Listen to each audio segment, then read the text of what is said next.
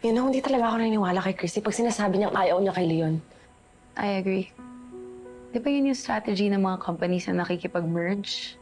Kunwari, ayaw magpa-acquire sa umpisa, pero nagpapataasan pala ng value, which is what Christy is doing.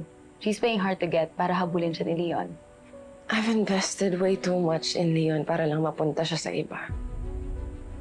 Nung iniwan siya ni Christy sa altar, I was there para damayan siya. Nung namatay si Billy, kami din siya nag-comfort sa isa't isa. We even had sex for crying out loud. Kung sa tingin ni Christy, hayaan kung mapunta sa kanya si Leon, nagkakamali siya.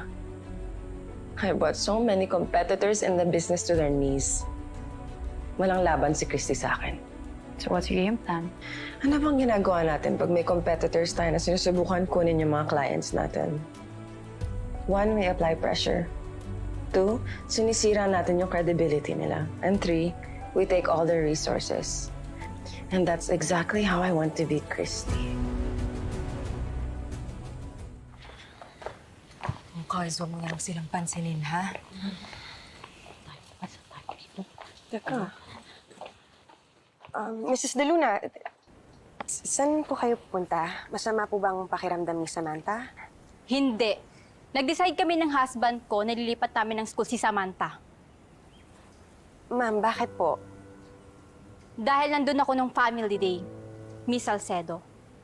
Narinig ko ang mga sinasabi sa'yo ng babae. Ayokong ma-expose ang anak ko na to sa school ninyo na maraming ginagawang pagkakamali. At ayokong makalaro ni Samantha ang anak mo, na anak mo pala sa labas. Mrs. De Luna,